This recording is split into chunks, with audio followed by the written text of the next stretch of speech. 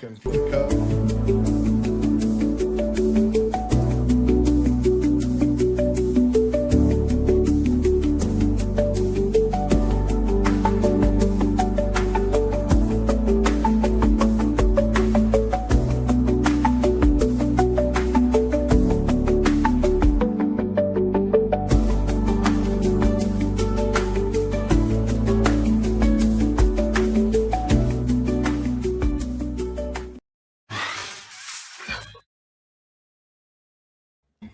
Good evening, everybody. Welcome to League of Extraordinary Inventors. I'm your host, Mike from Faraday Research.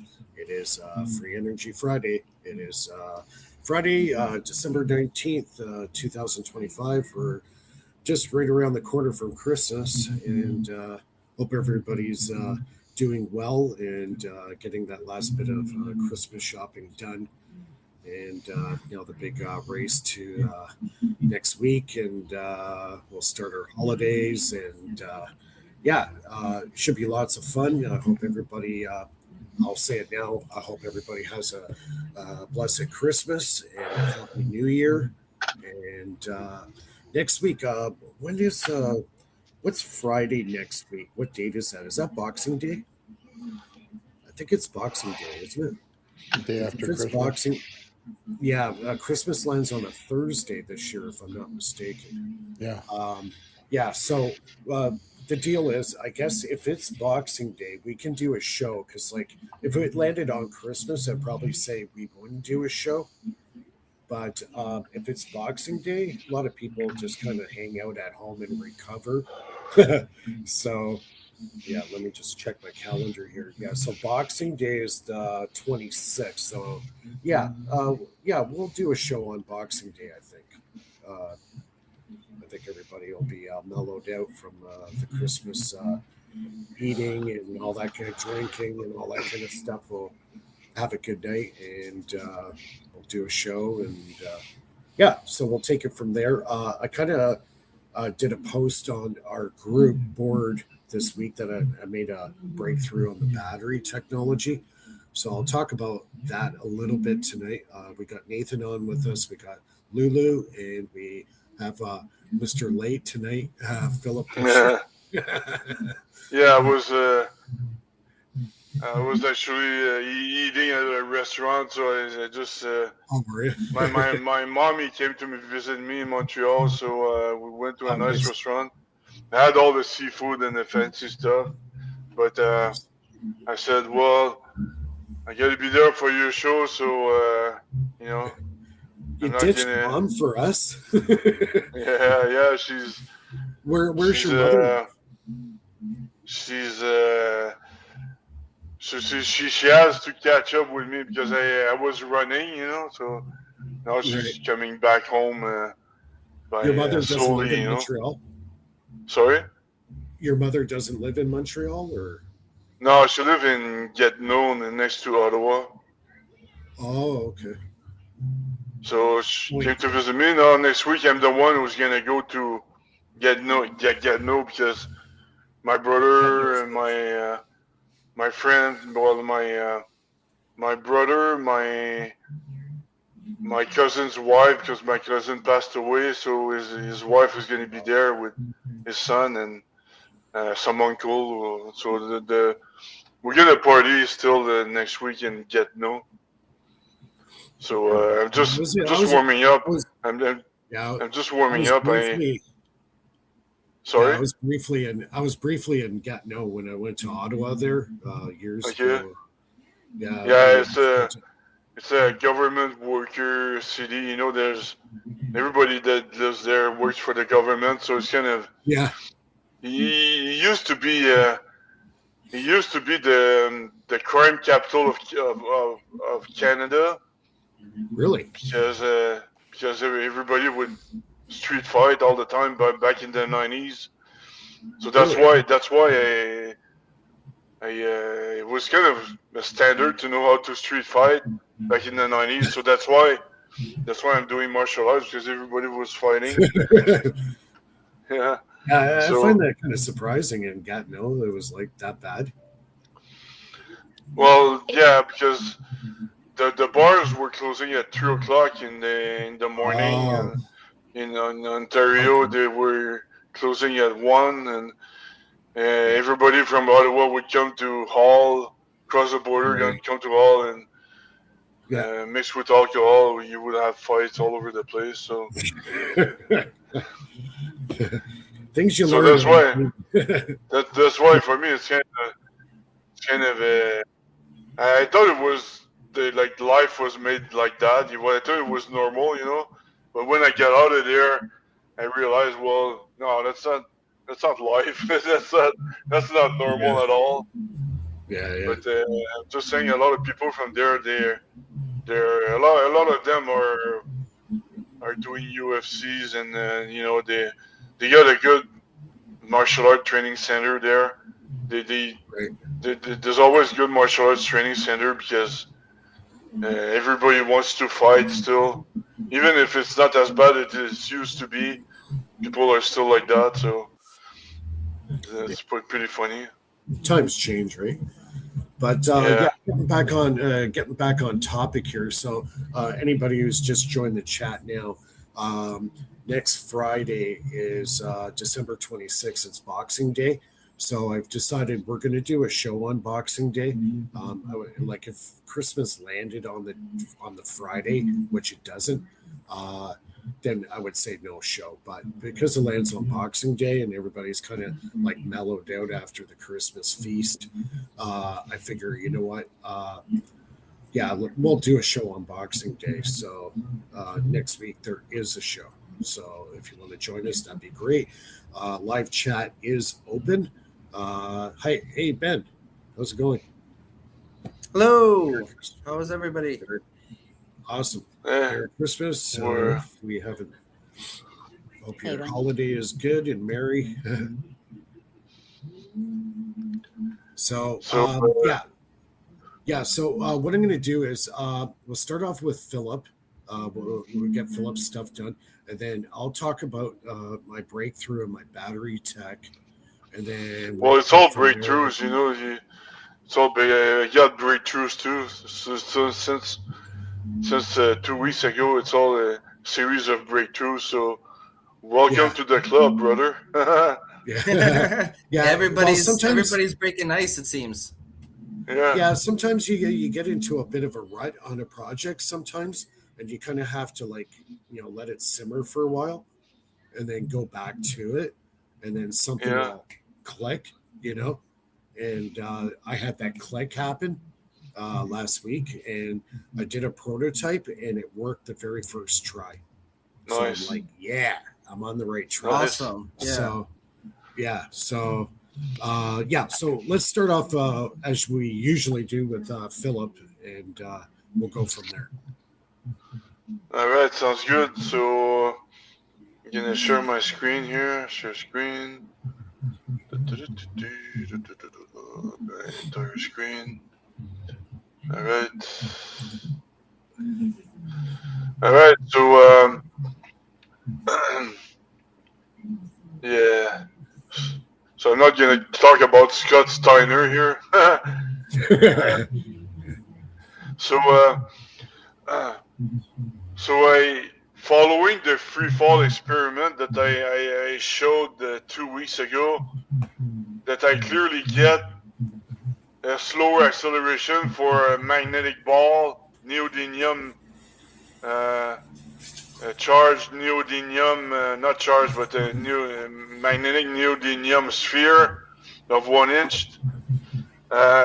It was clearly not only falling slower than the normal metallic chrome steel ball, but depending on the polarity, which polarity was facing the ceiling, then I would get different acceleration too, varying from 7.8 to 8.8 meters per second square. So not only it's very slower than 9.8 meters per second squared, but the polarity also makes a difference.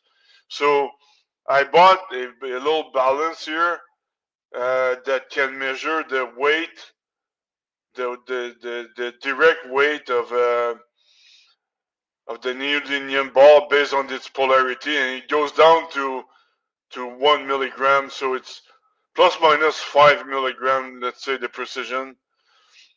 And right now, on one side, I clearly measure 64.695 grams. And if I flip the orientation of the ball, then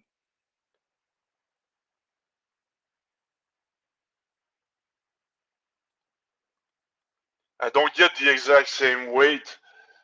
I get a slightly different weight, 64.566 gram. So there's around 30 milligrams difference right there. Why would that be? Because it's all on the same mass. That's weird. Yeah, because that's because there's a magnetic field. It's like an acceleration. That's what it is. Or how about say like the charge density on the North Pole versus the South Pole? Would be the North Pole a stronger energy density per square meter versus the South Pole? Like, no, it's the same energy density, but the sign is negated. So one goes in one direction. So the bottom of the magnet goes into the ball, and the top of the magnet goes outside the ball. You know what I mean? There's some sort of direction. So there's it could be a vector coming from the side. Yeah, that exactly. Would be an influence. That's what it is. That's kind of a vector that goes in one direction. You found it spot on, and because like I was saying earlier, is it this one? Yeah. Like I was saying earlier, any electric field, magnetic field, gravitomagnetic field can be converted into a gravitoelectric field, which is standard acceleration, standard meters per second square. That's what it is. It's very simple. So you have a magnetic field. You divide by square root of the Coulomb's constant by the gravitational constant, and you multiply it by c.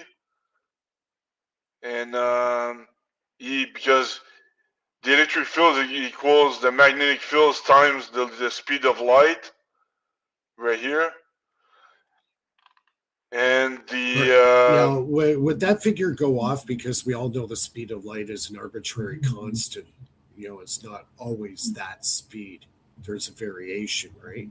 Yeah, good, excellent point. I was hoping you would not ask this question. Sorry. Yeah, it's not. Yeah, it's not a constant, but an approximation. Let's put it that way. So it's kind of because what it is, it's the result of a positron and an electron. The charge of the positron and the charge of the electron mixed together will give the speed of light. So the speed of light can be derived with the charge of the positron and the electron, and clearly they're constant, but that's why the speed of light is constant, because it's unless you change the charge of an electron, then the speed of light will change as well. So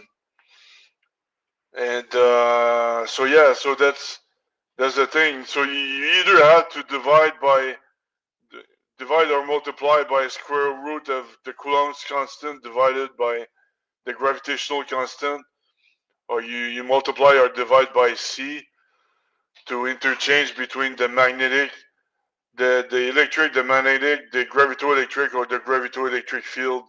So the gravitoelectric field is the standard acceleration. the gravitational acceleration, or so it's very simple. And so whenever you have a magnetic field, you're gonna have there's a gravitational acceleration component in it, because there's energy in it, and they all share, they all are energetic fields, so they have all this in common.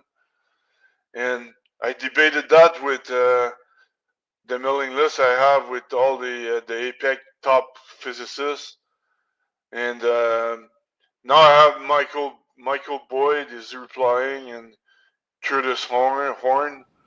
They're finally replying, but I'm surprised Michael Boyd are they hasn't gonna have replied to. Sorry. Oh no, you're good. I didn't understand any of you. What did you say? Yeah. No, go ahead. Go ahead, Ben. Go. Oh, I was just wondering if APEC invited you back on their show yet. No, I'm done with APEC. I'm just in their chat in their APEC chat because I guess I made friends over there over the last 4 years. Made friends. but they don't say anything. Every time I post something cool, they don't reply. But when I say something stupid, then everybody replies. So that gives you an idea of the IQ level I'm dealing with. Level. Yeah. That's hilarious. But I'm surprised Michael Boyd, because you've, as far as I know, you've talked with Michael Boyd several times, and you guys never had an issue over anything. No, Michael Boyd is fine. Curtis Horn as well. It's just that I find it. Michael Boyd is a physicist, but he doesn't have a PhD. Right. Curtis Horn has a PhD, but all these PhD they don't want to admit they're wrong. But that's what I said in the last message.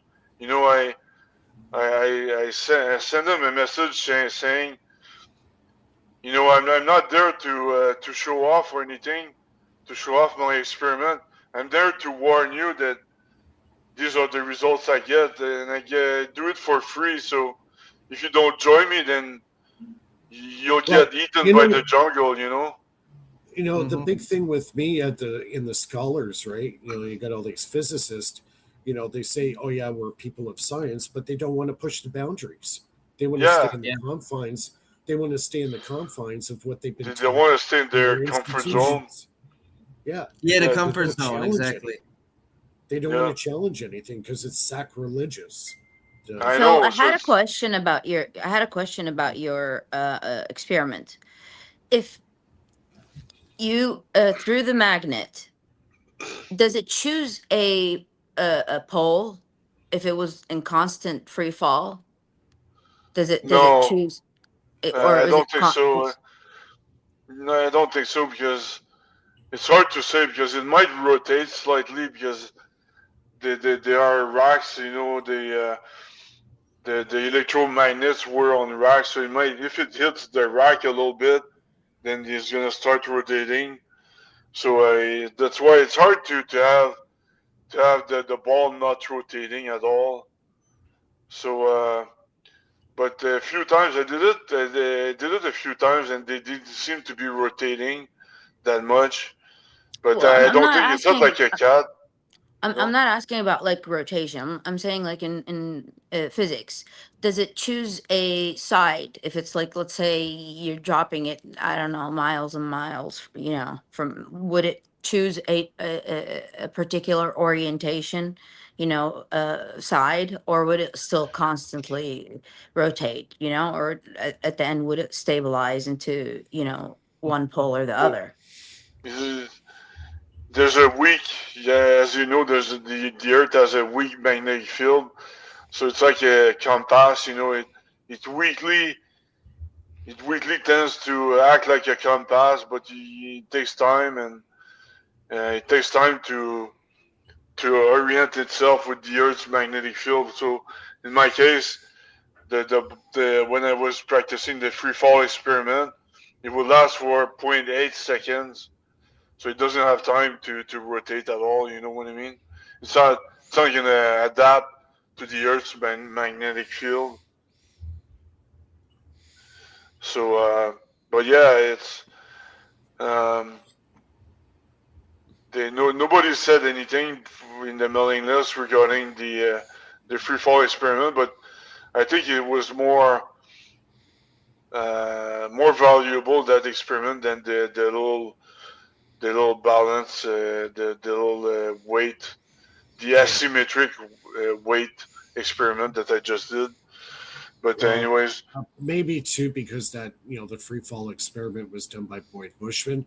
All those guys on APEC, I guess, kind of look at him as like a god kind of figure. You know what I mean? So if Boyd Bushman did it, it's got to be valid, So yeah, but nobody really replicated this experiment yet, and nobody, because there's so many experiments out there.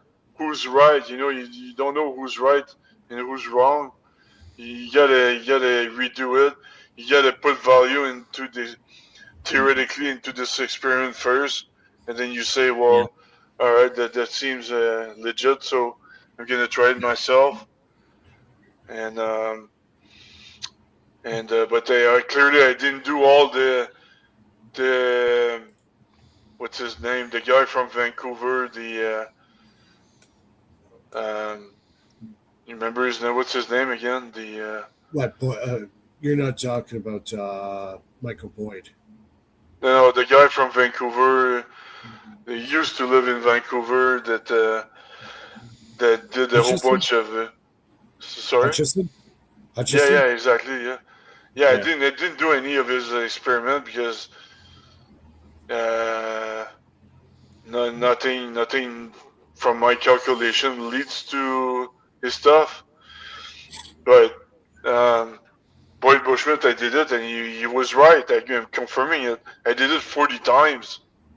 Yeah. You figure after 40 times, it's pretty conclusive. Yeah, and I did the regressions of the graphs, and the camera was going at 240 frames per second. I mean, what more precise how more precise can it be? Yeah, that's good. Right on. So, yeah, exactly, Hutchison. So yeah, that was my part, and I'll let you guys go with your just. Well, I'll let you go, Mike, with your groundbreaking stuff. We'll go across the bottom here. How about Ben? You got some stuff you want to share with us, or? Yeah, I'm not gonna stay too long. I just got a couple of quick updates. All right. We have Malcolm Bendel should be returning for another episode of the Bendel Report Sunday. Okay. Yeah, and hopefully it'll be a really special episode because we're going to try to have on Roland Perry and maybe anybody else from his team that he can get on hand. So, is he getting more validation? Is he getting more validation, or? He's still being ignored largely, but yeah, there are private companies that are coming to him. He's making deals. He's signing contracts. So things are moving on that front. Yeah. And he just definitely, he closed a bunch of deals recently on his birthday on the 9th. So right on. Yeah, he's going to have, I forget, one of the major car companies is going to pair up with him to fund. Yeah. It's going to be one of his fundraising mechanisms. Is he's going to attach a little device to you charge a subscription fee to save money on your gas by utilizing like a thunderstorm generator type deal. So it'll be pretty fun to see that. Yeah, it's interesting how these guys like to market this stuff. So yeah, they're going to like totally commercialize the hell out of this thing, right? To make it and that's how it'll spread fast, Yeah. Hopefully at least. Yeah, but the thing is now you're paying for a technology that you could actually make yourself and get it for free. And sure. Yeah. And then you're gonna have an internal combustion engine that doesn't put out all the CO2 emissions and all the hydrocarbons and all that stuff. But you gotta pay for it. So it's like you're paying like a carbon tax on the technology to get the and ideally Malcolm wouldn't want to do it that way, but it's a fundraising mechanism for furthering his other devices that he wants to get out there. But you know, we all have you know, our ways of making money. But honestly, as long as it saves people money in the long run, I think it'll be okay. Yeah. You know, as long as it's Yeah, not like you know, like deceiving somebody, you know, into thinking that they're saving money when they're not. But I don't think it'll be a situation Yeah. like that. There's another inventor, Walt Jenkins. He was doing a water fuel technology. He passed away this year. Oh wow. Kind of sad. And he was doing some pretty amazing things, actually, to the point of actually better than the thunderstorm generator, because there is no actual fuel in the engine. It's all done by water. So Malcolm said that there was a couple of people who died like all around the same time this year. Yeah. Well, there was also this MIT professor that got assassinated. Yeah, because he that was guy too. The plasma fusion guy. Yeah, plasma fusion expert. And they did find the criminal yet. Yeah, so that's kind of scary to see that some people seem to be still getting knocked off. I thought it's unfortunate. Yeah, I don't know. Yeah, it's kind of interesting because we talked about it last time on the Bendel report, and I'll put the link in the chat for anybody who wants to see it. We had like a 6.5 hour conversation.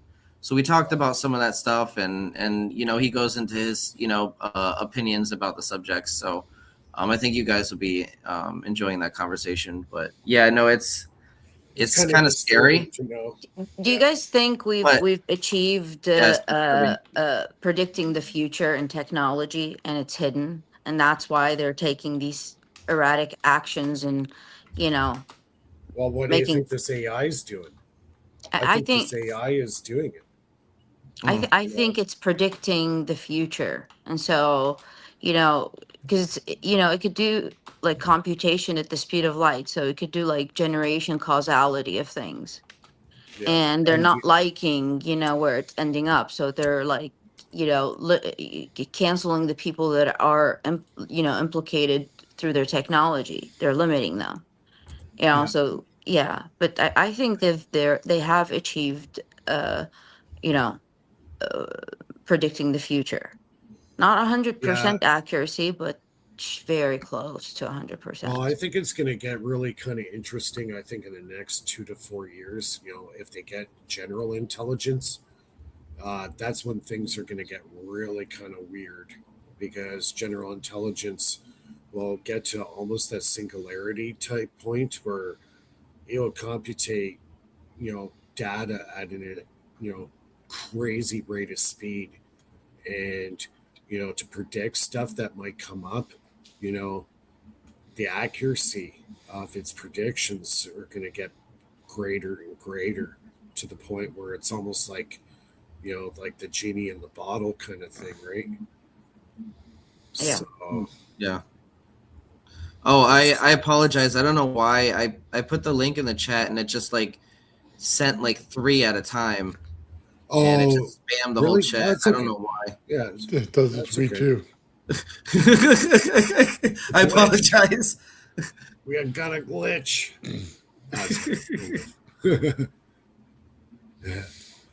So that's really cool, Ben.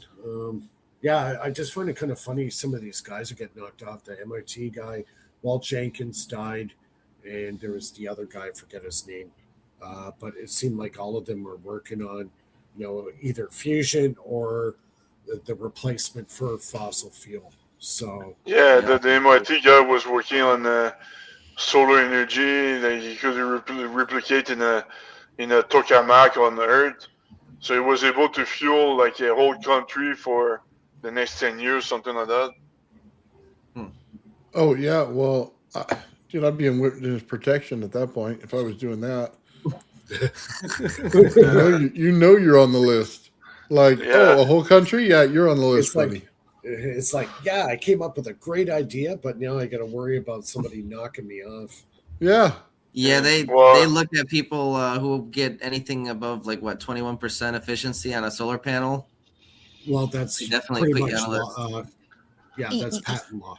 You know, I like to imagine a different scenario. I like to imagine that they gave them the option of seeing the machine of the future, you know, or continuing their path and what's going to happen. And, you know, I still believe that there are, like, you know, civilization on Mars and some on the moon, and it's hidden from us. And I just think these people go there. It's a, you know, it's an easier form to get away from deciding this or that. You I know? think I have a little bit of a different take on the Mars thing. I think there was a civilization there a long time ago. And what happened was they met their demise by nuclear war. And what was left of that society migrated to our planet. And that's why you have ancient structures on Mars that kind of replicate some of the stuff on our planet. That And makes sense. more and more, and I think this is going to be part of the disclosure, if the disclosure is going to happen, that they're going to come up and say, yeah, we found, by the way, a few pyramids on Mars, and they're not natural, and we seem to have the same shit here on our planet. So Yeah. then we're kind of piecing back that there could have been a cataclysm, and what was left of that civilization had to leave because the planet was basically dying, and the closest neighboring planet was us, and stuff like that. Speaking of So disclosure, what do you think Steven Spielberg's new movie is going to be about? I kind of like that trailer. I like that trailer. I don't know how, but the whole show's going to be like, but I don't know. I kind of really enjoyed that trailer. It was kind of creepy in a way, right? Almost like I didn't actually see the trailer. I saw the promo that they displayed in like Times Square or something, where it was like this creepy like countdown timer. Oh, really? Yeah. It's on YouTube. You can see the latest trailer drop, and it looked pretty cool. It kind of, it wasn't like it was alien. It seemed more like paranormal, like interesting, like ghosts or something like that. But maybe there's a connection there between the two.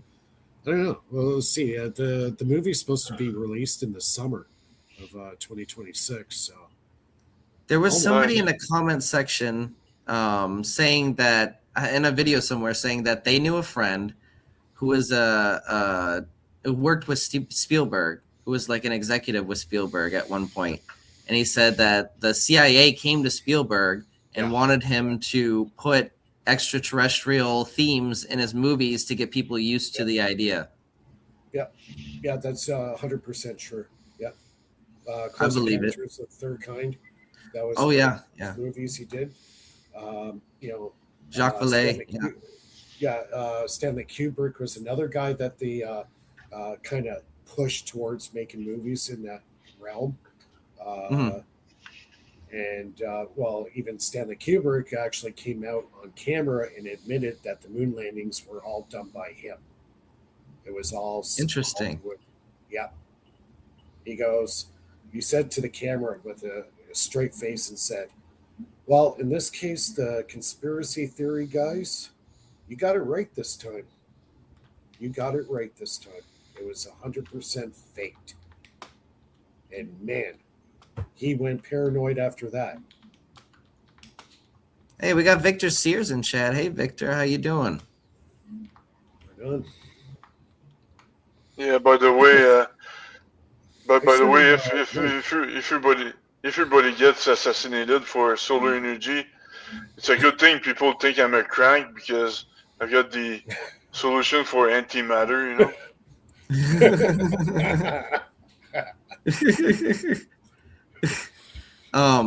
One more thing before I take off because I can't stay, but we're going to be doing I was invited to give a presentation lecture on synthetic AC and field cavitation on January 10th for the Water Tribe community. So we'll have more information on that soon. But that's all I got for you this evening. Very cool. Congratulations, man. Yeah. Thank you. Awesome. Nice. Good job. So, I guess we'll go to me now. So, nice. I've been working on this battery project for probably about the last 3 years. working on, put it aside for a while, put it on the bench, and then go back to it, back and forth, back and forth.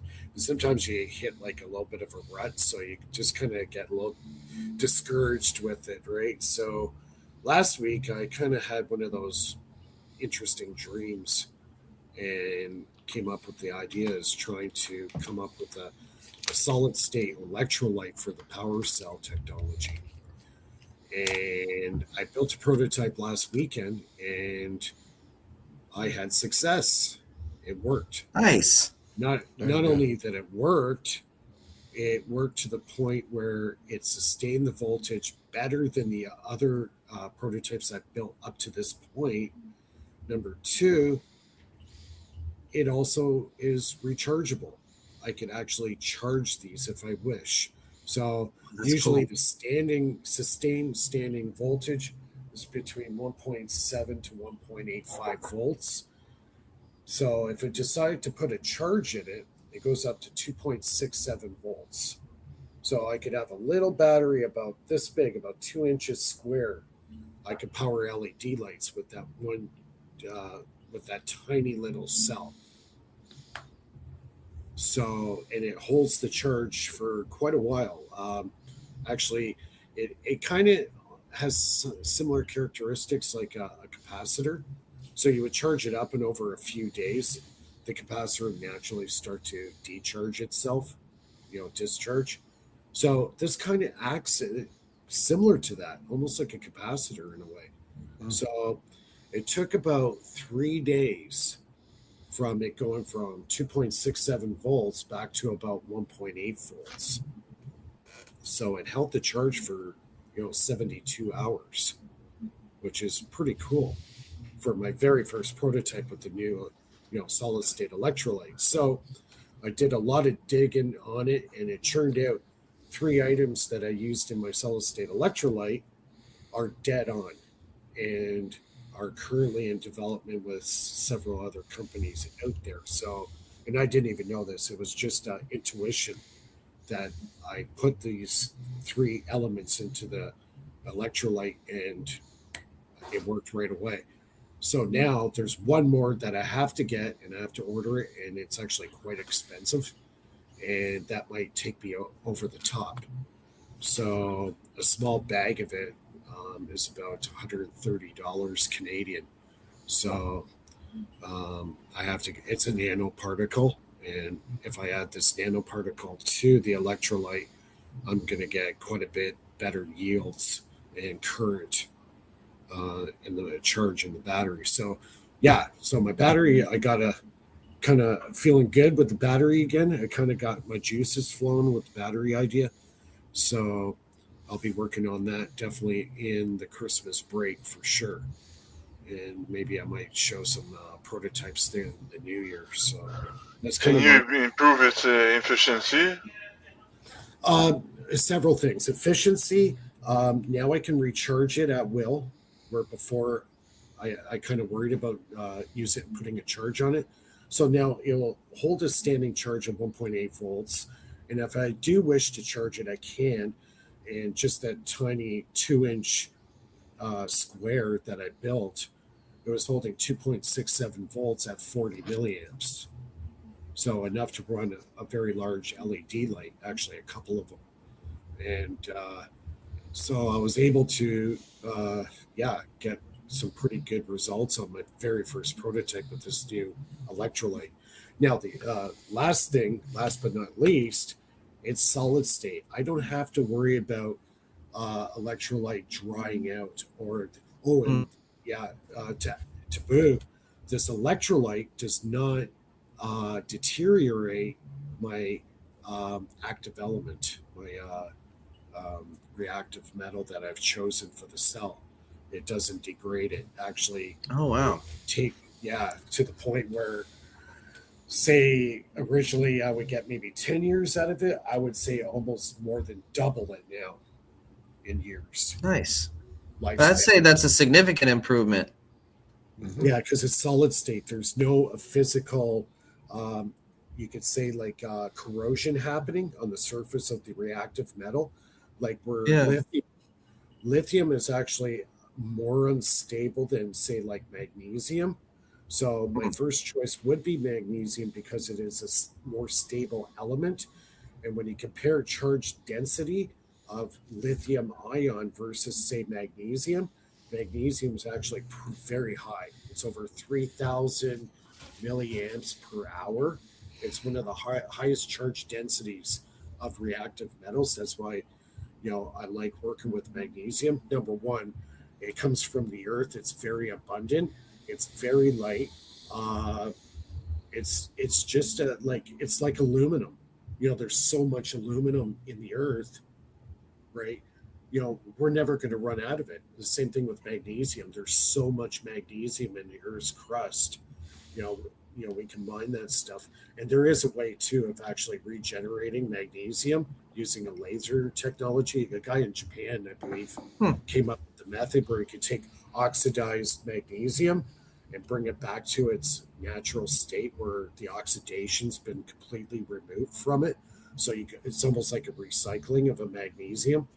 So that's why I've kind of really pushed the magnesium, because number one, everybody else is using everything but magnesium. I'm going, what are you thinking, guys? Magnesium doesn't heat up like say like lithium ion. So if you use lithium ion, you got a thermo issue right off the bat, right?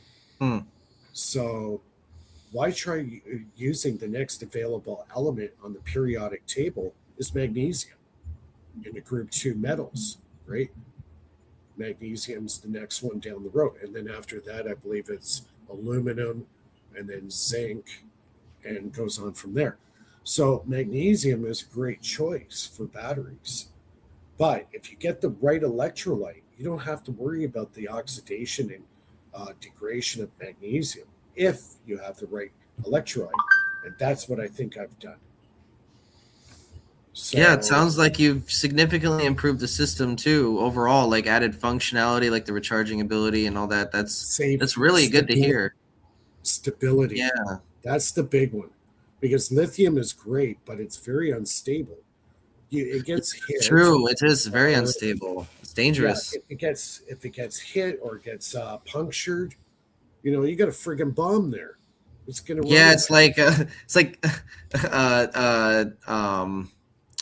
what's that chemical that's in TNT? Is that shit? I'm having a brain fart here.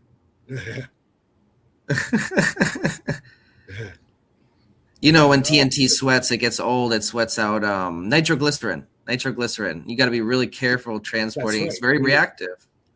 Yeah, it's reactive and it creates a lot of heat. That's what lithium is. Yeah. Like, I got a question here. Mike, tunneling is in the cell. Yes, definitely there is tunneling in the cell. Now, the key to the cell is, the other thing too, I like to mention about the electrolyte that I have developed. It is solid state, but it also is a separator all in one. So you don't have to put a separation layer. That electrolyte has been engineered to act as a separator and electrolyte at the same time. So I don't have to put another barrier. It's basically plate, electrolyte, and then plate, and that's it. 3 components. That's it. You don't need a separator because the electrolyte I've engineered actually works like a separator as well as an electrolyte built into one. And it works 100%. So I got a couple of prototypes I've been, dabbling around with. So yeah, really exciting stuff. So I'm on the right track with this solid state electrolyte.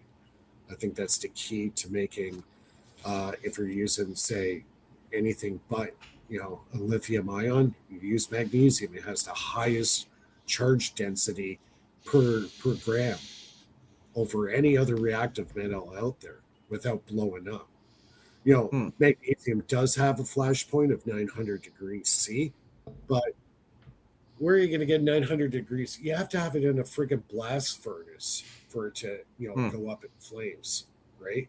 Yeah, when we set it on fire in lab experiments in school, it was like using one of those torch. Yeah, you're going to be there with a torch, deliberately putting a torch to your battery. No, I don't think that's going to happen. But yeah, no, that's. I think it's a viable replacement. To be honest, I mean, lithium is by all standards very unstable. So it always has been, and they've never perfected it. Now, what they're trying to do now is there's been a big push on the sodium battery, which I have no problems with. I've heard about that. Yeah, the sodium batteries coming out of CATL in China, it's in full production now, and they're putting it in their cars.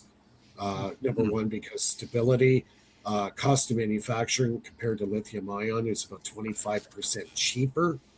So it doesn't have the highest charge density compared to lithium, but when it comes to cost savings and stability and salt, how much salt is on this planet? Yeah, and it's not as dangerous to mine as lithium either. Exactly. It's very abundant, right? So, yeah. So right now, the big thing out of China is definitely the sodium batteries. But I think there are a couple of universities working with magnesium. Actually, one not too far from where I live. They've actually put out some white paper notes from the university there. And I kind of been watching what they've been doing, and they're on the right track. They're kind of working with an element that a lot of people just kind of seem to be pushing aside. So I'm definitely one of the guys that are working with this stuff. So I think there's definitely potential because magnesium has a high energy density, really high. I think it's 3,000 milliamp hour per gram. It's extremely high. It's actually better than lithium. So yeah, so that's kind of where I'm at with that. I'll show some stuff probably in the new year. Some prototypes that I'm working on. Actually, better yet, hold on. Give me bear with me here for 1 sec.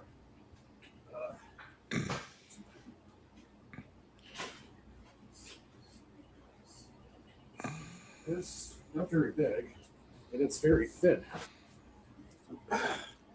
There it is there. Hold on, I'll just take off my background here so you can actually see it better. There. So that's the cell there. And the solid state electrolyte, that's it. And I just basically just slap it right on there. It's dry, and I got 1.8 volts. That's it. Simple as that. Yeah, very simple. I can charge this up to 2.67 volts, and it'll hold it for 3 days. I like how thin it is, too. Yeah, it's paper thin. It's about maybe 1 centimeter thick. Yeah, that means you can stack a lot of them. Yeah, very stackable, very modular. And the other thing, too, is that's cool. I want to get this down to a point where I could actually spray on the electrolyte and then get it down to maybe about a couple nanometers thick, because you get more current when the anode and cathode are closer together. The closer you get them together without touching, that's where the tunneling takes place, and you get a lot of current. So this one here, I think they're about that's cool. 3. Yeah, so the electrolyte, the solid state one that I have right now is about maybe 2 to 3 millimeters. If I could get it down to less than 1 millimeter thick, then I got something special. So I'm on the right track with this. So yeah, that's really cool. Very cool. So you're gonna have a new prototype January 2nd. Well, this is it. It already works. Like I have it already, right? So what I want to do is I want to get the solid state electrolyte into the way I apply it, the way I actually put it together, the actual method. And what I'd like to do is get the graphite plate on the ground and spray on the electrolyte. Then it dries on the graphite with maybe, I'm hoping I could get it down to a 0.5 millimeter thick. And if I can get a consistent layer that's very, very thin, and the way it's built, I don't need a separator with this. The separator is actually part of the electrolyte. Then the closer it is, I get a lot more current, a lot more quantum tunneling takes place in the cell. So, yeah. Do you have that vapor machine? Like yes, you could. I do. Okay, all right. Yeah. Yeah, I have 2 diffusers going right now. My allergies were so bad. I've gone through like a half a box of freaking Kleenex because my allergies went so bad. But yeah, the diffuser thing, I was thinking about that as an application method. If I could put the electrolyte in the diffuser and put the plate where the diffuser is, and the diffuser would just kind of rain the mist onto the plate, and then it would stick and it would dry. So if I can get that layer down to less than a millimeter thick, then the the cell's can operate at way higher potentials, way higher current, power, energy density, everything. Yeah, so it's kind of conductive binder. Well, that's part of it. I've already found the conductive binder. I ordered some stuff on Amazon, and I was telling Nathan this before the show. I live in an apartment complex, right? So I get my Amazon package, and I had copper conductive grease on order. You can only get it from China. So I ordered this stuff because I wanted to experiment with it. So I get it. The package arrives on my front door, and then by the time I got home that day, somebody freaking stole the package. I'm like, wow. Are you serious? Horse pirate. 3 weeks to get it. They want to do the experiment for you. At least they need to share the results. Maybe the men in black stole my package. We'll keep an eye out for anybody who publishes any results in the next few weeks. Yeah. Dude, there's a channel that you could call them or contact them. They'll like rig up a package that like does like sprays people, and they put GPS on it, and like like catch it. Yeah, like that. Like you should tell them like like you have. I'll start doing some shorts. I'll start doing shorts on my channel and go, yeah, the men in black just stole my Amazon package. I'm pissed.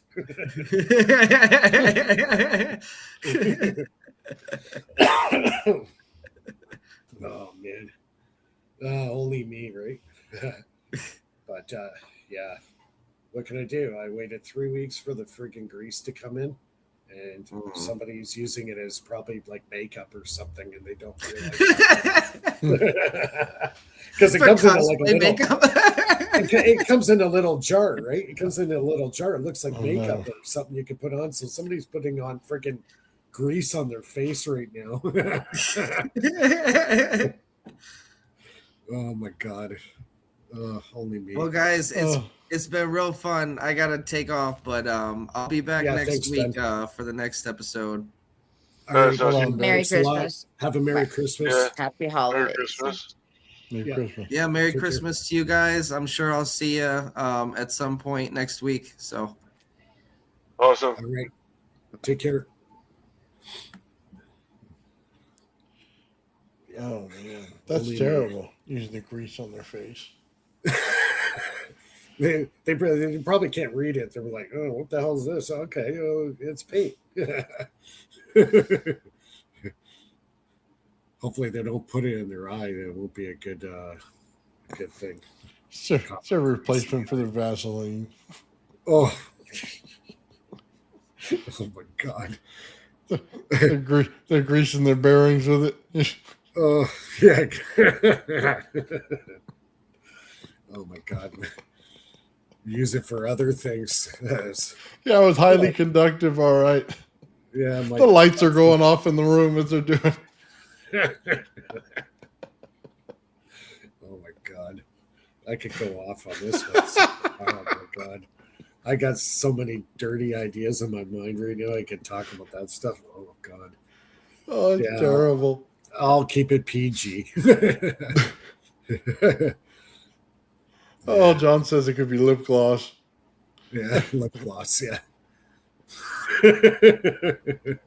It's not going to smell very good, that's for sure. Oh my god. Oh wow! I tell you. Lipstick, lip gloss. Use it for suppository or something.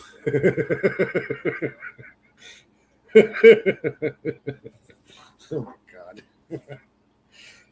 Uh, Let's talk about Three Eye Atlas.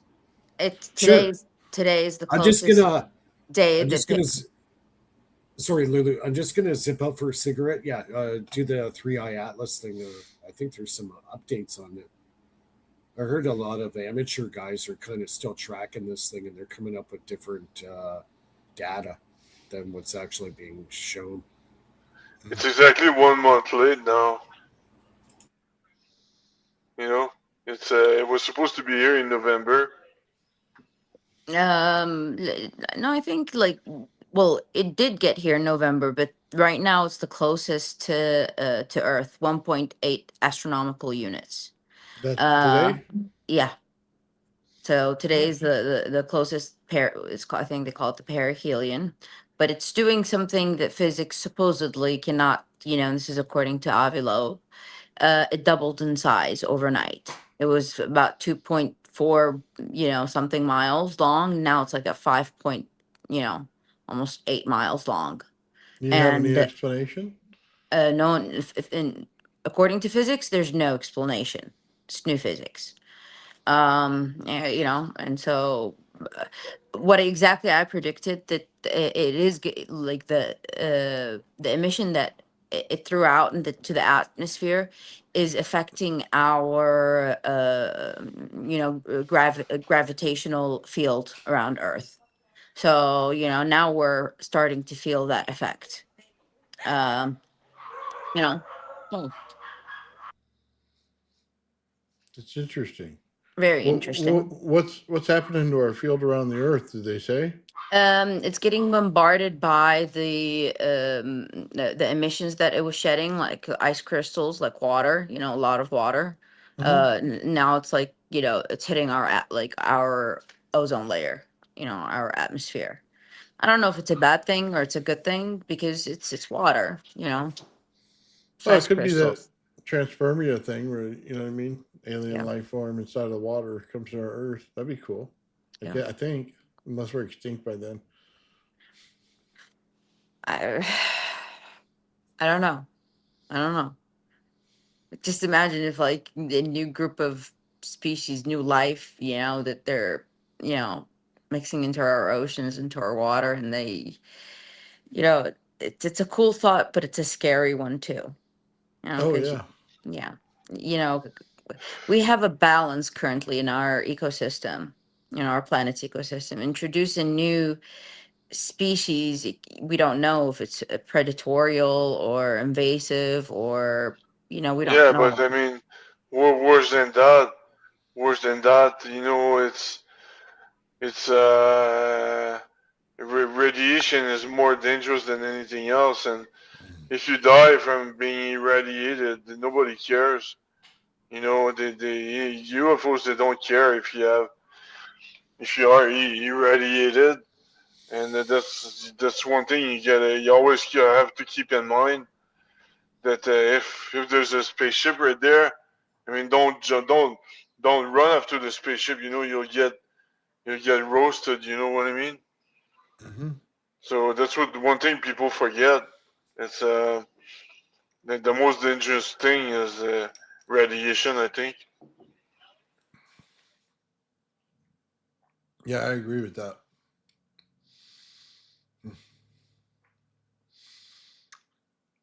Yeah, I That's agree with that. interesting. Is it still on its way to Jupiter though? Yeah, it's leaving our yeah. But tomorrow we'll know for sure if it's like heading towards us or is it gonna continue, you know? Oh, why would it be headed towards us? I thought it was on a clean path to Jupiter. It changed a couple of weeks ago by about 5 arc degrees. So, like yeah, but long distance is 5 degrees is a lot, you know? Anyway, but yeah, so we don't know. Tomorrow will be the day that we'll know for sure. Right now it's at the point, like, hello, we're saying hello to it, but tomorrow we'll know if it's going to continue on or it's going to continue its arcing, towards us. So Is tomorrow officially winter time? Is that it?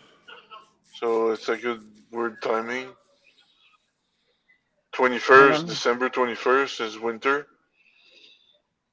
Unless it's November. Anyway, it doesn't matter. But yeah, keep us updated in Lulu in the group chat on Facebook. Will do. What about you, Nathan? What have you been up to lately? You said you took a break. I think because you were stuck in theory or theorizing about new technology, something like that. Oh no, I take a break, man. I got issues going on, so I'm probably going to take another week off here soon. Trying to get used to new medication the doctor give me, so it's some days up, some days down. You know what I mean? So trying to make the best of it, but it sucks. Yeah, the freaking medication, I hate that because you always have side effects. And I do have high blood pressure that is caused by apnea, sleeping apnea. And apnea is caused by a pill that I take for just to make sure I don't have delusions because I had delusions in the past. And just to make sure it's not happening again. But these pills get side effects. And that's I hate that, man. It's like I hate entering this pills world because you always have side effects. The biggest percentage of people having sleep apnea, it's because they have a little bit of extra weight. If they were to lose it, the sleep apnea will disappear because the the level with I'm telling you real science. If that, then the breathing opens up and you don't end up with a sleep apnea. Yeah, but I got a machine right now I got the machine today to help me breathe, um, like a CPAP machine. So tomorrow I should be smarter than I am right now today. I got a CPAP machine. They work fantastic, man. It'll take about 2 to 3 weeks to get used to it. You'll find you'll probably take it off in the middle of the night because it's just bothering you. But it takes a few weeks and then you'll get used to it and you won't even realize you have it on. But I had, like when I went for my sleep test, the doctor sat down with me and he goes, okay, in 1 hour, I stopped breathing 136 times in 1 hour. So I was a prime candidate for having a stroke or a heart attack while I'm sleeping. And he says, you have to go on this machine. So thank God in Ontario, the government covers 75% of the machine. Oh, that's good. The machine costs $1,500, right? So, and then my benefits from my job covered the rest of it. So I was able to get the machine paid for. So, isn't it funny? You said $1,500 here in Quebec is $2,100, but you can deduce. What? Yeah, $2,100, but you can deduce the test and the testing and the rent. You need to rent it for 2 months before you buy it. Yeah. So but you can deduce that from the price, so it turns out cheaper. But they increase the price. They increase the price to make it cheaper after. It turns out to be the same thing. Yeah. Yeah, I got mine for $1,500 right off the bat. I purchased it. Then I got the rebate, 75% rebate from the government, and then we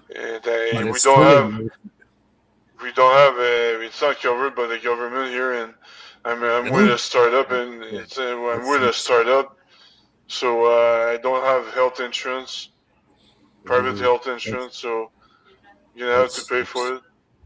What? That's crazy, man.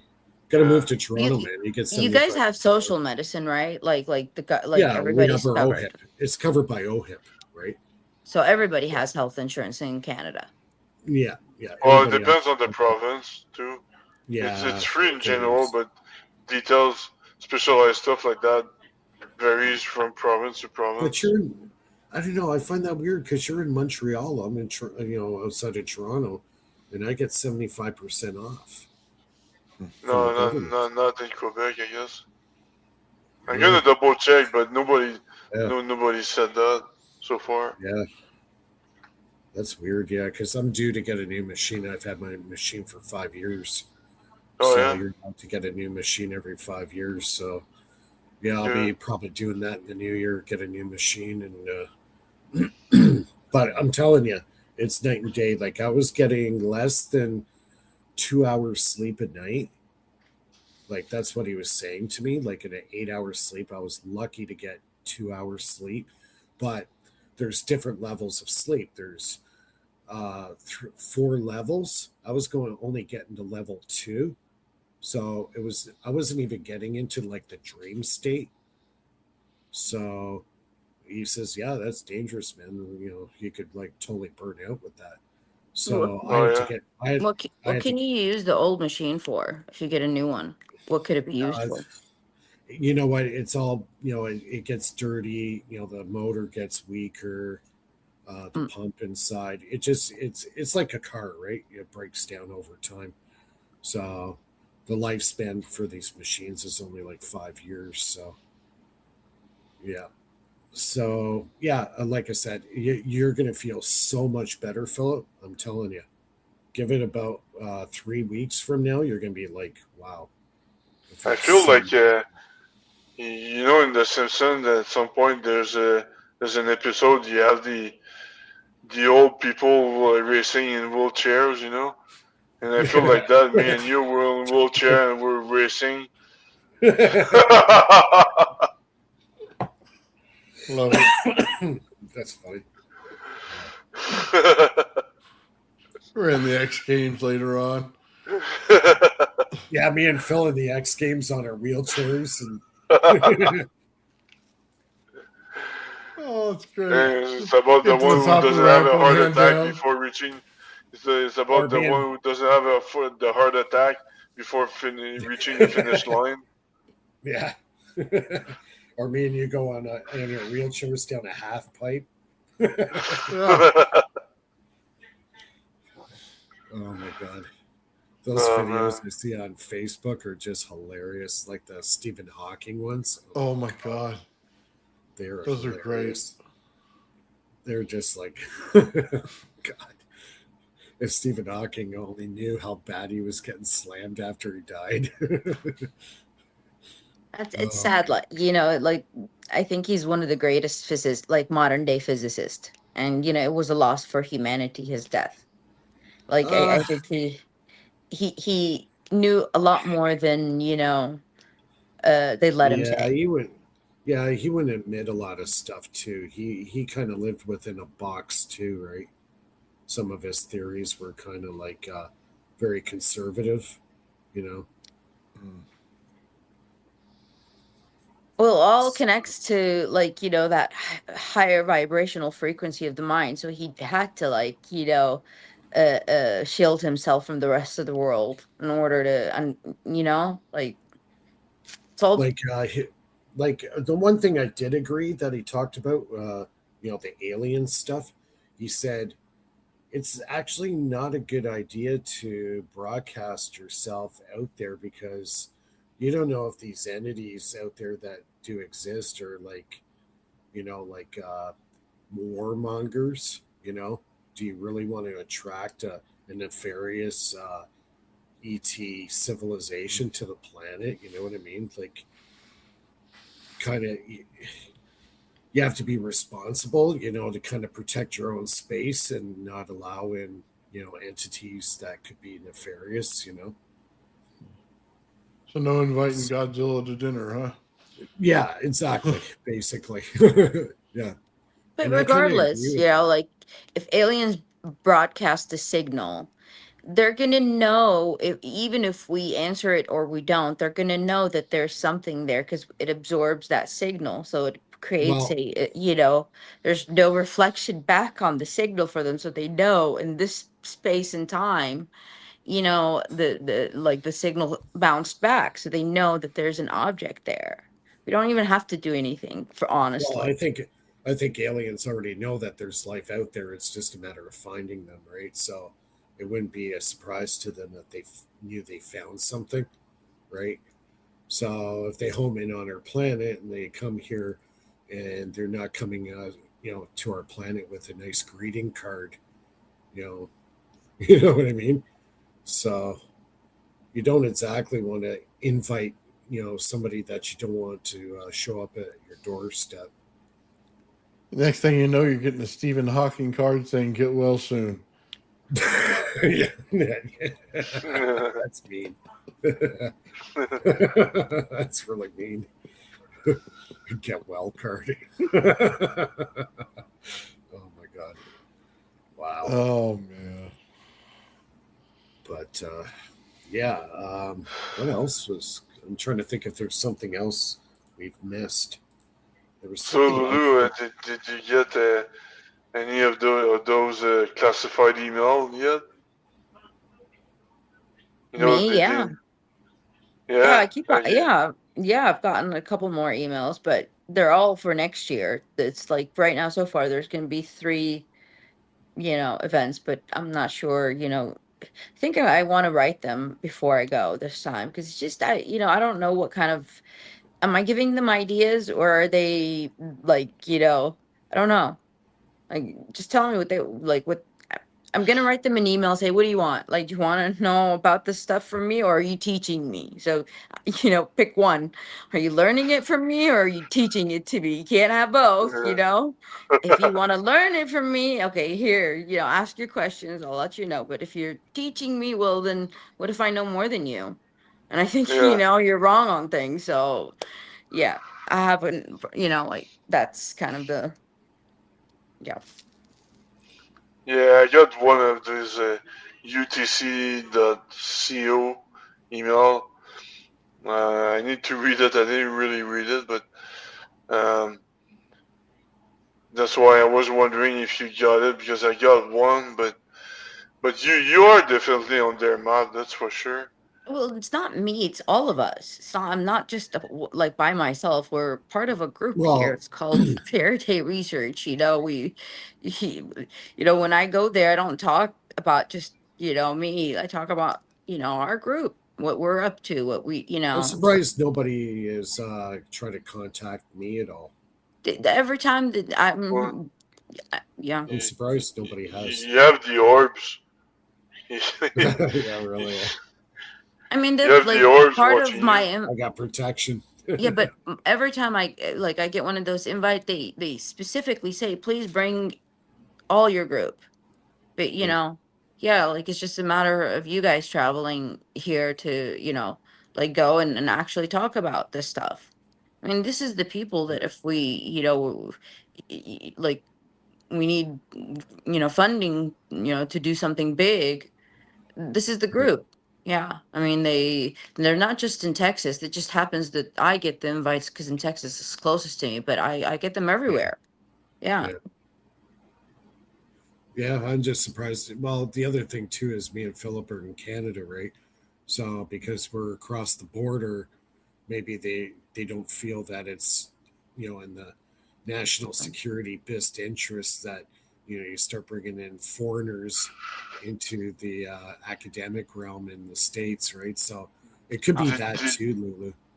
did you know that experiments that are done in Canada are not even recognized by the U.S. military? It needs to be done by a U.S. university Yeah, or something like exactly, that. exactly. Yeah. Like I'm surprised, like even our government or whatever hasn't approached us at all on some of this stuff. But Canada doesn't have a good track record of What are you these? know, These are called paper clips. right? And Operation Paperclip, they didn't care Yeah. what nationality it was. Science prevails over nationality, over country. If they take the science, they don't care where you come from. Nobody cares. As long as you could deliver. Operation Paperclip is one of the greatest example in history where, you know, science was blind to the nationality or origin, so. Now, well, don't forget that was back in the 40s. Do you really think all the inventors in the United States government are American? No, Do you really think that? probably less than a half. Exactly. So, Probably but all. it's I'm telling you, it would be a small percentage that are just Americans. Yeah. So, Yeah, it, like foreign nationals, right? Coming into the country, they say, "Okay, here's your green card. Come work for us," right? yeah. So, it's Yeah, they exactly. didn't care. They didn't care that half the people they brought in on Operation Paperclip were hardcore friggin' SS. You know, Mm-hmm. and von Braun was the biggest one. He I was mean, hardcore I'm just saying SS. that I'm giving an example of the most extreme, where it would be like a complete no, but it does happen, Yeah, and it has happened. So it has nothing to do with, this is just the cliche paperwork, but when it comes to the real science, all that paperwork is just for, so people don't have something to say. The real deals happen not in the little paperwork, that's the truth. yeah, That's why they're called budget projects. yeah. The white, ones go through the paperwork It's behind the process. curtain. It's behind the curtain, so nobody else knows what's going on. Yeah. You know what's happening in your closet, kids. you know. So yeah, you got a valid point. I think I just never been approached. I know I've had some interesting people talking to me from the states, but other than that, I think the most interesting guy I spoke to, he used to work for DARPA, and then he had a startup back, I guess, about 20 years ago. He's making some pretty high tech submarines. The most interesting guy you talked to was Jack Sorfetti. No, just kidding. I don't think no. I've never talked to Jack Sarfati. Yeah. I'm one of the lucky ones, I guess. Yeah, exactly. I'm not up to his caliber, man. I don't have a If you want to PhD. lower your IQ, then who Talk you to have to Jack talk to. Sarfati. I never had the pleasure of talking to him. APEC is shunning him completely. Now they're calling him a quack and all, Oh yeah. the Oh yeah. rest. Yeah, but I don't know. I don't know exactly what happened because, like, I don't know, a number of times they, were almost worshiping him. So I don't know why Yeah. all of a sudden they just like turned against him. Oh, he's Honestly, like Jeremy Reese's best friend. yeah, I don't know. He's like Jeremy Reese is like his long lost grandfather or something. Yeah, I think I know why. I think I explained to you why, Mike. So I'm not gonna say it publicly, but Yeah. Yeah, we'll talk about it off air. Yeah. yeah. I'm just trying to think if there was any other science news. Yeah, I guess the big one out of China is their salt battery, sodium batteries in full production right now. So they're going in cars, people. These sodium batteries are being built now. They're in the factories getting put together. Oh yeah, So, there's the Canadian company in Vancouver. They got a quantum battery right. since a month ago. Let me find the posted it on It's probably the the same big stuff I'm chat. working on. Sorry. This is it's kind of the same stuff what I'm working on. This power cell, is using quantum tunneling. Oh yeah. Uh, one sec. I got the video here. Yeah, Yeah. Check. sure. Yeah, share your screen there and we'll check it out. Share screen. it's a YouTube video. I'll play it very quickly because Yeah. yeah, it looks like that. Oh And yeah, I seen that. Yeah, I seen that. Quantum battery. I didn't it's very, get the details on it though.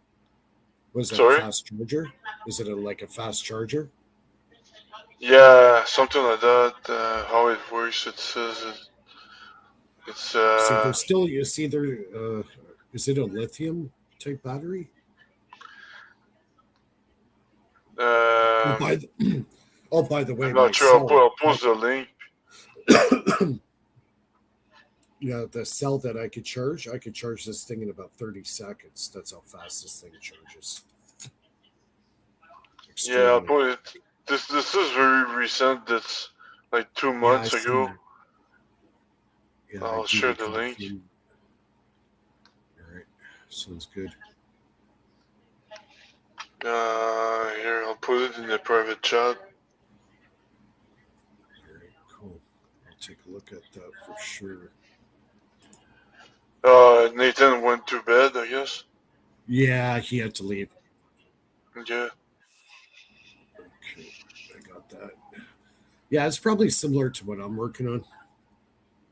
The key, the holy grail, really is, trying to get a battery that has the highest charge density versus how fast to charge it. So, say you could get a car battery that'll get you 1,000 kilometers and take only about 15 minutes to charge. That's the holy grail for EV batteries. So basically, or even, go to your favorite coffee shop, plug it in 30 minutes, your car is fully charged. If you can get, 1,000 kilometers and only take, 15 to 30 minutes to charge it. That's where eventually the battery tech will get to. So, yeah. Yeah. And also, Can you post? Can you post a link in the public chat? Yeah, I could do that. I'm still banned from posting in the public chat because of my bad behavior in the past. Huh? Why? Who did No, I that? don't know. I cannot post in the public chat. Okay, that's weird. Okay. You got a fireplace, Lulu? Yeah, she got a fireplace. Oh, you're on mute. You're muted. Yeah, I was saying I do like it's 40 something degrees here. Oh yeah. Oh yeah, it's freaking snowing at my house right now. Yeah, it's cold. It's -10 wind chill. It's freezing. But yeah, it's a natural gas one. It's not like one of the ones that Okay. like you put the firewood in. Yeah. Right. Oh, it looks pretty aesthetic.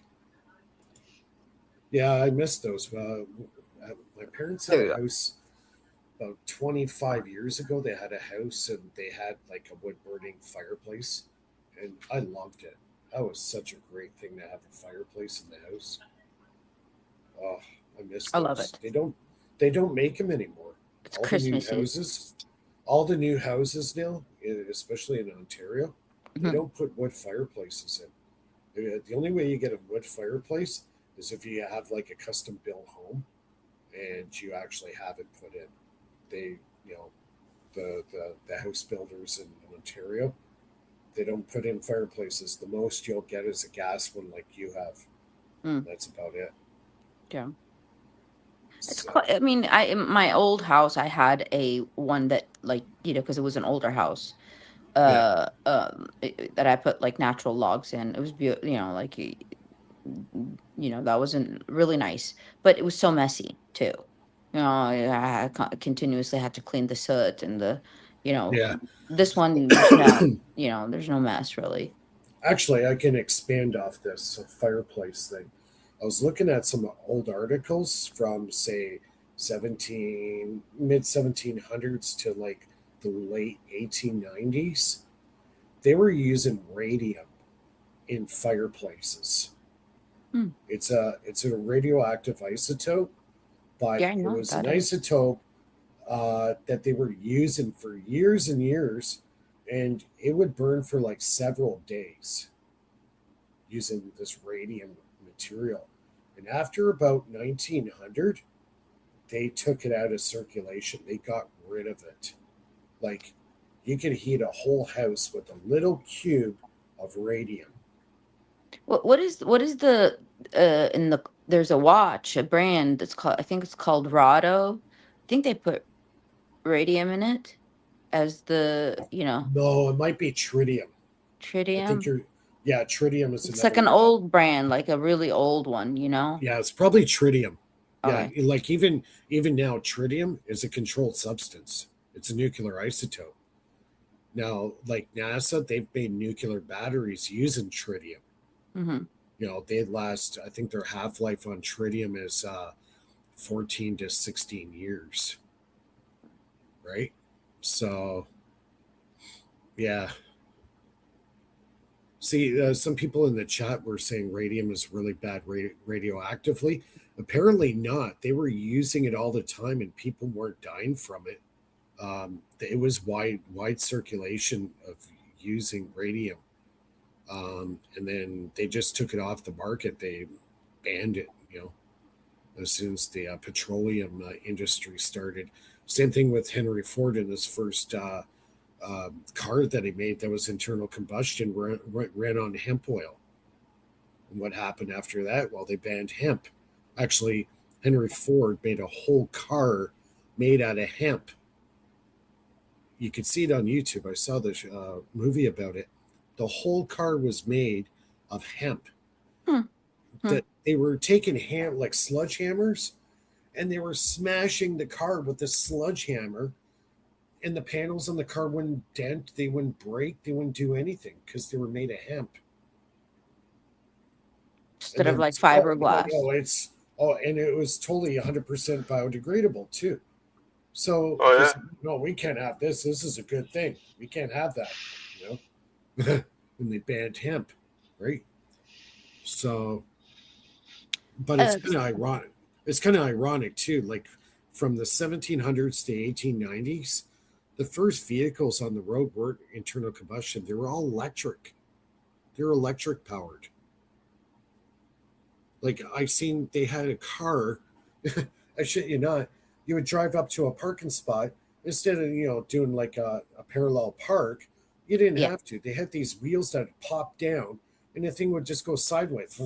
I think that's the coolest thing of old times. I saw that. Like it's ingenious. How hard it is to pair it, to park parallel between two. park. It's really hard. That would be so much easier. Like time. And apparently they had some electric cars in the late 1800s that were self-driving. They were autonomous. I'm like, what? Are you kidding me? Where did you see that? It was on YouTube. They were showing old pictures of these cars. They were electric powered and they were autonomous. There were no driver. How? They were driving themselves. How? That's a very big question. I want to know how the heck they were doing it. It's kind of like this Tartaria thing, where there's kind of like this technology back in the, early to late 1700s to like the 1890s. And then right after 1900, all this stuff got slashed, disappeared. I was watching a video about... They weren't on tracks. These cars were not on tracks. They were autonomous. John Bigman in the chat there was saying, no, they weren't slot cars. No. I watched the video. There was no slots in the ground. I was amazed. I couldn't believe what I was looking at. And going, when was this? 1790? I'm like, what? It's like, what the heck? Where did this tech go? And the other crazy one that I heard about this week too, they had an interview with a NASA engineer, and they were talking about going back to the moon and stuff. And they go, well, apparently we've lost all the technology. How can you lose a technology? Yeah, no, there's the stupidest. What the heck? There's the stupidest excuses I never heard. Yeah. I ever heard. Even if it's you lose it, what was the problem? You can't reproduce it. You can't recreate it. Yeah, like it does not make sense at all. Totally does not make sense whatsoever. It's crazy. Like you lose a technology from the 60s, and now we have way better engineering, like way better tech, and we still can't get to the moon. And then the other one is they had a NASA engineer admit on camera and said, "Well, we'll make it back to the Earth, but we have to figure out how to get through the Van Allen belt first because of the high radiation level. There's about 30 miles. Sorry, it was a 300 miles stretch of the Van Allen belt that's like lethal to the human body. So you would have to go almost at light speed through the Van Allen belt in order to survive that. It'd be like getting an x ray from your doctor for about 30 minutes sitting right in front of the x ray machine. So if they were to go through the Van Allen belt with the technology back in the 60s, by the time they got through the Van Allen belt, they'd be all fried. They'd be dead. Yeah, yeah, exactly. So, yeah, I still don't believe the astronauts went to the moon. I don't believe it at all. I think it was completely 100% hoax. Yeah, for the Cold War or whatever.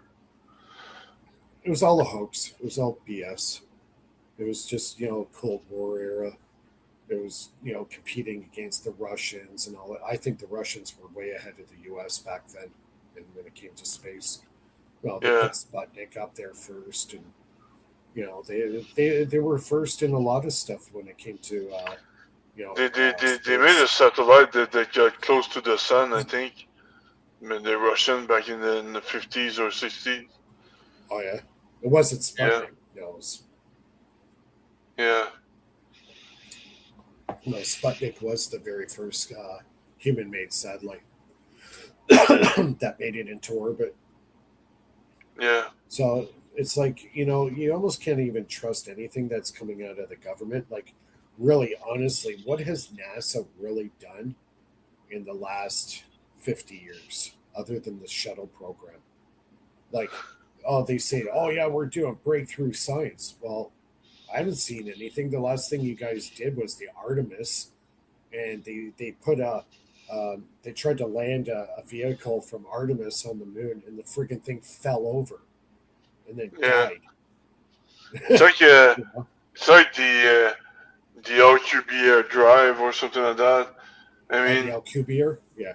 yeah, it was kind of it requires an enormous amount of energy, but every 5 years or so, there's always like these this article that says, "Oh, we finally found it. We finally found out to make the LQB drive."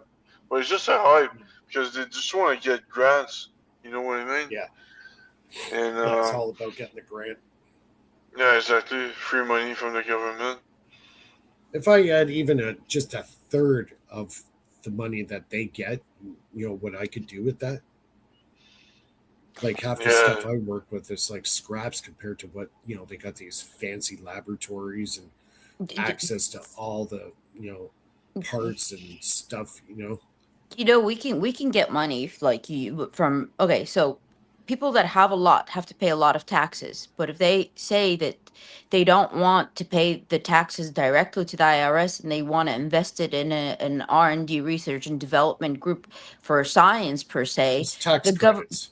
yeah, so the government allows them. So we could go Yeah. to these big, commercial companies instead of them giving it to, the IRS directly, they could fund a group. So we don't necessarily have to use the government if we wanted, The only way we would get that money, Lulu, is if we're part of that academic community.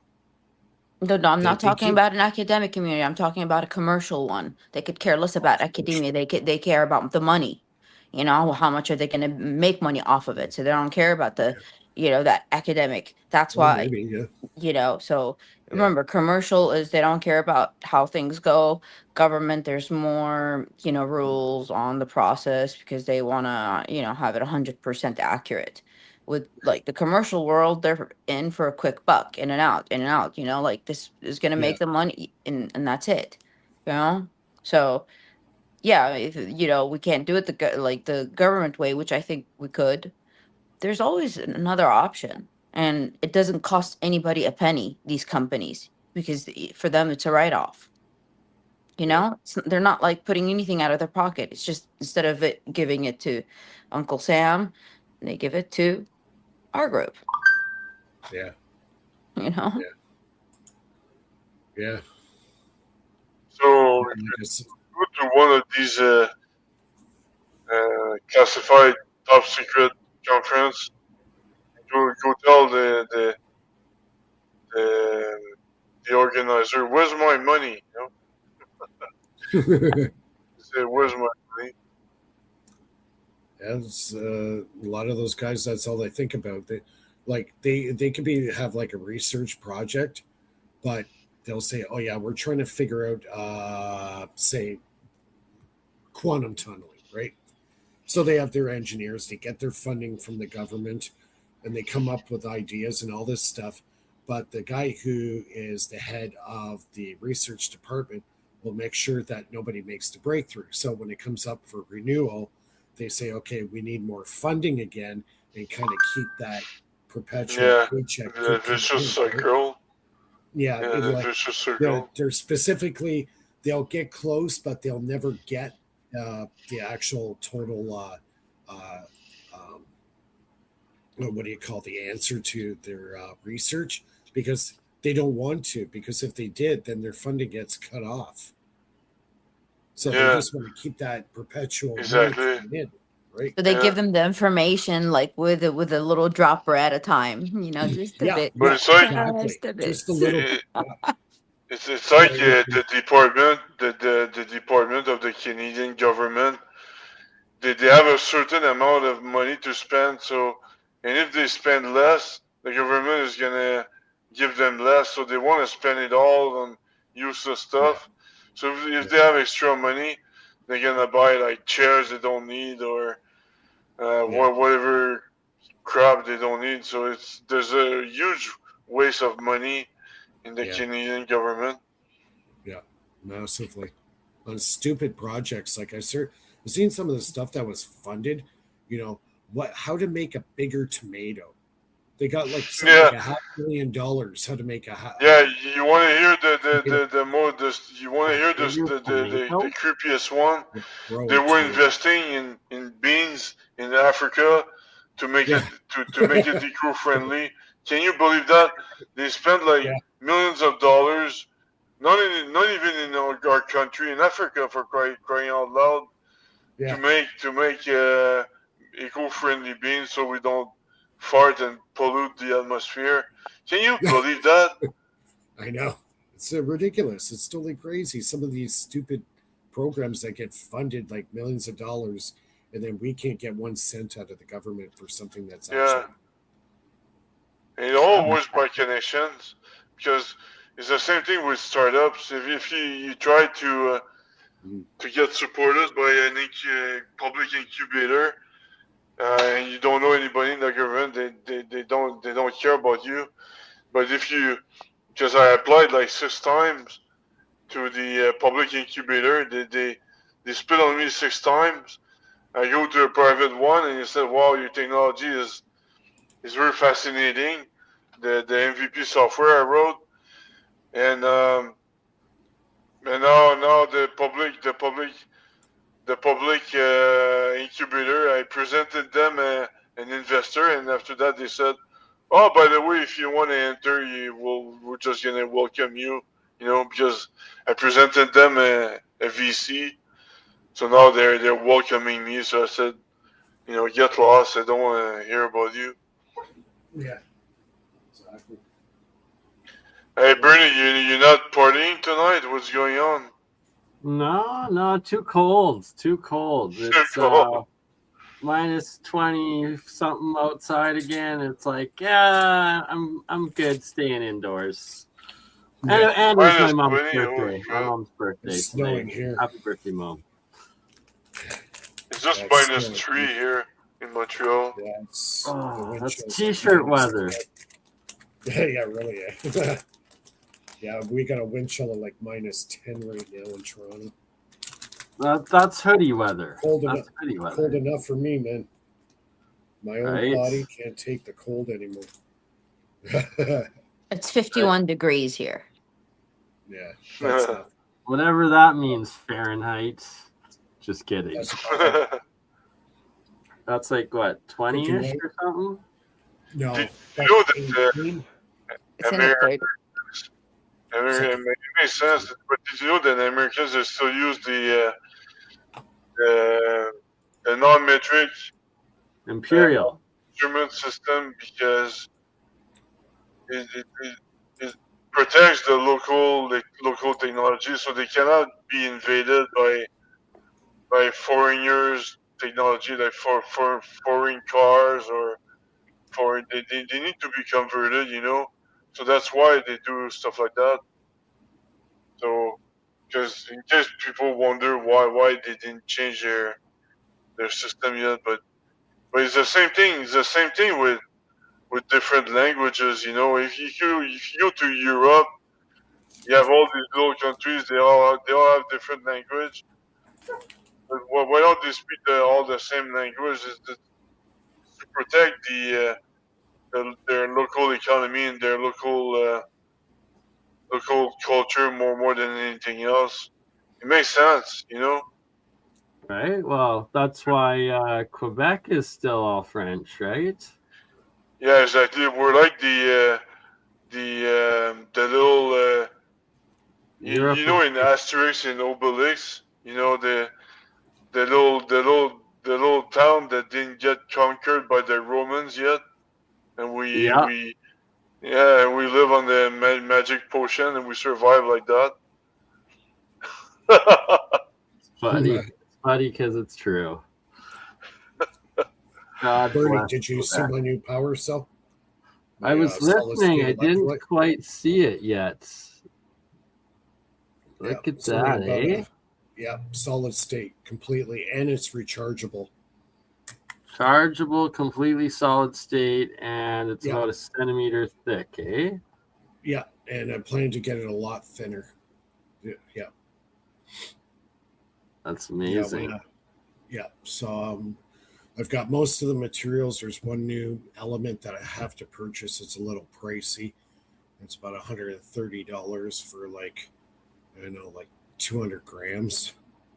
It's expensive. Ooh. Yeah. That'll happen, I guess, right? But the cost of development. Yep. Kind of the last element I really need in it. Sorry, just trying to find some pictures of my 6-foot lettuce plant because you're saying they're giving out money to grow bigger tomatoes. How about my lettuce? Give me that money.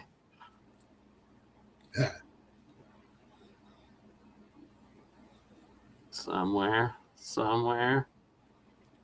Uh-oh. There. Oh. There's one of it. It's not quite. It's only 3 feet in this picture, but that'll do for now because it was earlier in the season. I've seen a lot of stuff you had when I was there. Yeah. So I think I'm the only guy. I think I'm the only guy in the whole group that actually went to your place. You are. I guess I trust you, Mike, or you trust me, or one or the other. So here it was in. This is a few years old, but it was in the end of July. This lettuce plant. So this is Swiss chard. These are other lettuce, regular sized lettuce in the garden. And then this one that I gave the purple monoatomic gold a little bit to at the start of the growing season. And you can see it's still a normal head of lettuce as it's growing up. And then the stalk is all the lettuce that we have already harvested off of this plant so far in that year, and we ended up getting about 30 salads off of this one lettuce plant alone. And by the end of You're doing electroculture? no electroculture, just the ionic gold water, and that this one I used a little bit of the actual monoatomic gold and silver powder itself on the plant.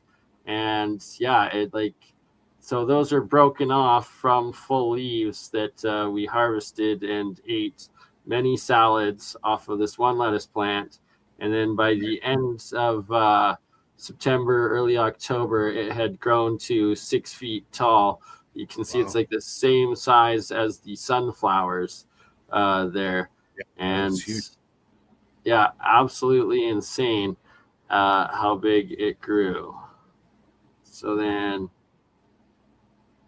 yeah, normal lettuce, and then how big it got. Right from the garden, here I am. So, right, I used the ionic water, then I'd fill it back up on these plants. That's what it looks like. Yeah, Bernie, Elijah's in the chat. We should get him on the show on Boxing Day. We're going to do a show. Yeah, absolutely. Elijah, I did email you the link for tonight's show, but not sure if you were able to make it, but definitely next week, please do join. Yeah, Boxing Day. Yeah, the 26th was next Friday. So, yeah, just let everybody know in the chat, anybody who's listening, we are doing a show on December 26th, which is Boxing Day. So if you want to tune in next Friday, that'd be great. Bernie, this is really cool, your garden. I really like it. Like, this is awesome. Thank you. So here they are starting to bolt, but... that was an early growth stage, right? That was the early pictures. Yeah, this is the end of the season. How about the bugs? How about the bug situation? Did it control the bugs? Oh yeah, there's like 0 pests on the vegetable garden when using this water, and the monoatomic's quite healthy. And the rest of the plants that I'd use just the ionic water on, like you can see, it's still very huge. They grow about 2 to 3 times the size that they regularly would with normal water. And this secret garden is my backyard. I'm just gonna pause it. Oh, darn it. Trying to show. Here you go. So here you can see this massive kale plant as well. That one I also gave a little bit of the gold to, as well as this massive one in the back. And then I used the ionic water on them. Sadly, you can't see really the 6-foot lettuce plant because it's in the back, but it fell over, and about 3 feet of it is horizontal at this point, and then the other 3 feet sticking. It just kind of collapsed under its own weight, or exactly. So there it is, like bolting with the flowers at the end, but it's like it goes there and then all the way to here. So it literally was a 6-foot plant. Yeah, you should do electroculture, man. I don't know why you haven't done that yet.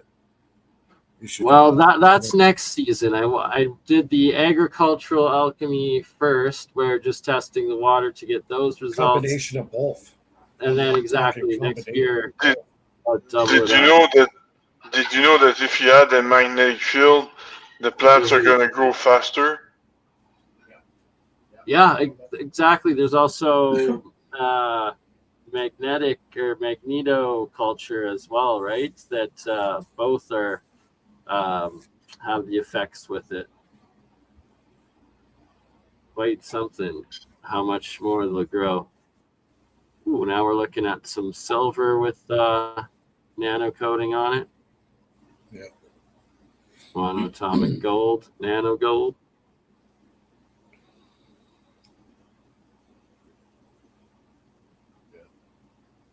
So this is freshly harvested nano and monoatomic gold from the reaction. And absolutely, Elijah, 100%. Oh, That's awesome, Bernie. I'm gonna go because I need to pick up something at the Yeah, store we're gonna before be it closes. signing off very soon here. fair Thanks enough. again, Philip. Have a good Christmas if I don't talk to you, and Happy Thanks, New you Year too. and all that kind of stuff. Thank you. And And Bernie, don't Absolutely. Merry Christmas. try to stay alive and don't party too much during the Christmas time. Oh man, that's the least of my concerns for staying alive. We like being alive. We love being alive. But I don't think it's partying that would kill me. I just go out and dance and drink water. I don't even drink alcohol anymore. I'm more worried about government, private interest groups, the murder of top fusion scientists recently. Yeah, we were talking about that earlier. Yeah. Yeah. All right. Cheers. Merry Okay. Christmas. Much Thanks. love, Phil. Merry Christmas. Yeah. Merry Christmas.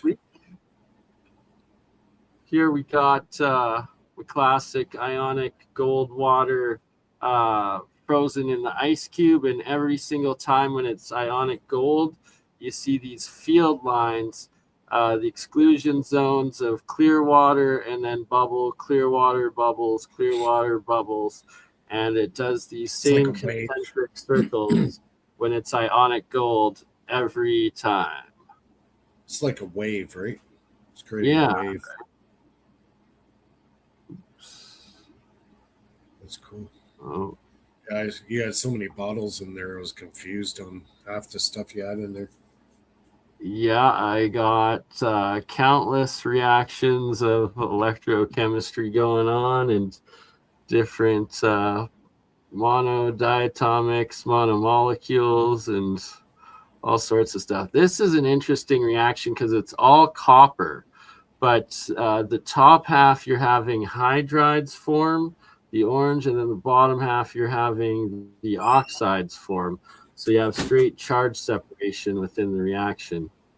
And then it turns into the red and pink copper states of hydrides as the reaction continues on. So yeah, so here's a close-up. So as it continued, you have, and this is all the same copper coil, like it's all the same anode, and the bottom half oxidizing in the blue, and then the top half growing in this red hydride state that's extremely reactive.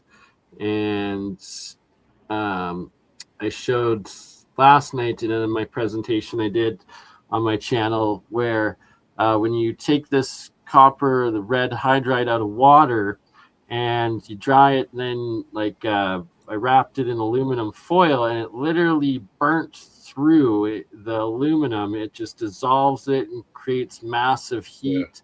And at one point, even some flame came out. Oh, really? Yeah, yeah. Again, interesting. Anyways, we're gonna square up here for the night. Everybody can join us next week on December 26th, Boxing Day. We'll have a show at 9 o'clock Eastern. Everybody who's listening, have a Merry Christmas and a Happy New Year. And we'll see everybody next week. Merry Christmas. Happy holidays. Merry Christmas. Happy New Year. And happy birthday, Mom.